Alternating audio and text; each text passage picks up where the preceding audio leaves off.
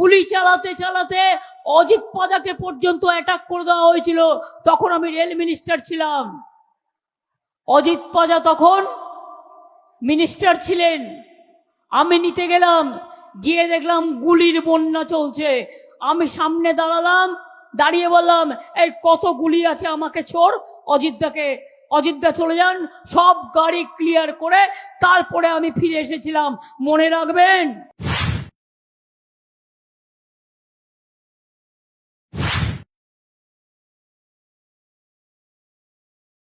নন্দীগ্রামের সময় যখন আমায় বারবার রাস্তায় আটকে দেওয়া হচ্ছিল, আমি কোলাঘাটে রাত্রি 2টো পর্যন্ত দাঁড়িয়ে, আর সিপিএম এর হাড়মাদরা যারা এখন বিজেপি করে, সিপিএম এর সবগুলো এখন বিজেপি করে, জেনে রাখবেন। সিপিএম এর হাড়মাদ এখন বিজেপির ওস্তাদ হয়েছে। আরো টাকা চাই, আরো টাকা এবং প্রোটেকশন। এরা মদ খেয়ে পেট্রোল বোমা নিয়ে দাঁড়িয়েছিল আমার গাড়ি ঘিরে, যাতে আমি নন্দীগ্রামে যেতে না পারি এবং যাতে আমার উপর অত্যাচার করা হয়। আমি চিরদিন কৃতজ্ঞ থাকবো একটি মানুষের ওপর।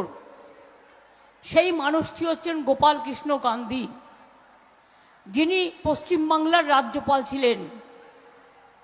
তিনি একজন বিশিষ্ট মানুষ। আজকের রাজ্যপালের কথা আমি বলবো না, রাজ্যটা আছে, পালের গোদাটা কোথায় হারিয়ে গেছে। আমি বলবো সেদিনের কথা। গোপাল কৃষ্ণ গান্ধী আমাদের একজন বিরোধী দলনেতাকে দিয়ে, এই এখনকার অপদার্থটা নয়, তখনকার আমাদের তৃণমূল কংগ্রেসই ছিল, আমাকে বলল, উনি একটা বার্তা দিয়েছেন। আমি বললাম কি? বলল, রাত্রিটা সরে যাও, তা নাহলে যে কোনো সময় পেট্রোল বোমা মেরে ওরা তোমায় মেরে ফেলবে, কারণ ওখানে পুলিশ কোনো কিছু করতে পারবে না, পুলিশ সিপিএম যা বলে তাই করে। এখন তো অনেক ভালো আছিস তোরা, এখন তো অনেক ভালো আছো তোমরা, পুলিশকে গালাগালি দিয়ে বেড়াও, পুলিশই তো আজকে প্রোটেকশন দিয়ে রেখে দিয়েছে তোমাদের। কত হাত কেটেছো, কত কান কেটেছো, কত চোখ উড়িয়ে নিয়েছো। এই তো দাসপুর, আমি সেদিন গেছিলাম দেবের এরিয়া, শুধুমাত্র আমাদের হয়ে দেওয়াল লিখেছিল, তার চোখ উপড়ে নিয়েছিল। আমি তার বাড়িতে গিয়েছিলাম অজিত ভুইয়ার সাথে। কেশপুর আমি গিয়েছি মিটিং করতে, জলপাইগুড়ি একটা নতুন রেল স্টেশন উদ্বোধন করতে। 7 জনকে একসাথে মারলো। আমাকে ফোন করলো কেশপুর থেকে, দিদি আপনি যদি না আসেন, যতক্ষণ আপনি না আসবেন আমরা ডেড বডি কবর দেব না। আমি সেই উত্তরবঙ্গ থেকে হাওড়া হয়ে আবার কেশপুরে এলাম, তারপরে রাত্রি 2টোর সময় তাদের কবর দেওয়ার ব্যবস্থা করলাম। আমি এসব ঘটনা জানি। যারা বড় বড় কথা বলে আজকে তৃণমূলকে, তারা জানে আমরা কি লড়াই করেছি। গর্বে তাই একজন মা হাউমাউ করে কাঁদছেন, তার 2টি ছেলে খুন হয়ে গেছে। আমি গেলাম তার বাড়িতে, মাটি বলছে, বিধবা মা বলছে, মাগো আমি 2টো অস্ত্র চাই। আমি বললাম অস্ত্র? আমি একটু অবাক হয়ে গেলাম। উনি বললেন, আমি এক হাতে একটা বন্দুক চাই, আর একটা হাতে তৃণমূলের পতাকা চাই। আমি বললাম কেন? বলল, যে সিপিএম আমার ছেলেদের খুন করেছে আমি তাদের বদলা নিতে চাই। আমি মায়ের মুখে কথা শুনেছিলাম। মনে রাখবেন, চমকাইতলায় মিটিং করতে গিয়েছিল মিদনাপুরে, আমাদের প্রত্যেকটা গাড়ি ভেঙে দেওয়া হয়েছিল। গুলি চালাতে চালাতে অজিত পাজাকে পর্যন্ত অ্যাটাক করে দেওয়া হয়েছিল।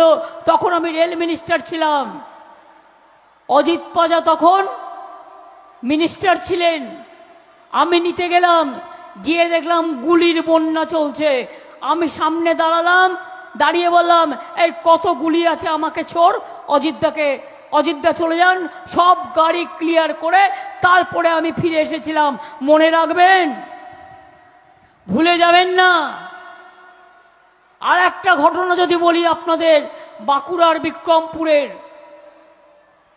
একটি পরিবার ছিল, তার 2 ছেলে কর্নেল কর্নেল কাজ করতো আর্মিতে, বাড়িতে বেড়াতে এসছে মায়ের কাছে।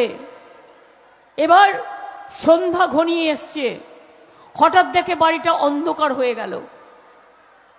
এবার মা দেখছে একটা ছেলে মায়ের কোলে মাথা রেখে শুয়ে পড়ল। মা অন্ধকারে বুঝতে পারেনি যে ওর অনেকটাই তখন মুন্ডু কেটে দিয়েছে। ও অস্পষ্ট বলল, মা একটু পানি দেবে? মা বলল, তো হ্যাঁ বাবা আমি আনছি। পানি আনতে গেল, পানি আনতে এসে দেখে আধখানা করে রেখে দিয়েছে দুই ছেলেকে। তার আরেকটা ছিল, নাম ছিল সেলিম। সেই ছেলেটিকে আমি ভাইফোঁটা দিতাম, আমার কাছে আসতো। আমি এসব ঘটনা ভুলছি না।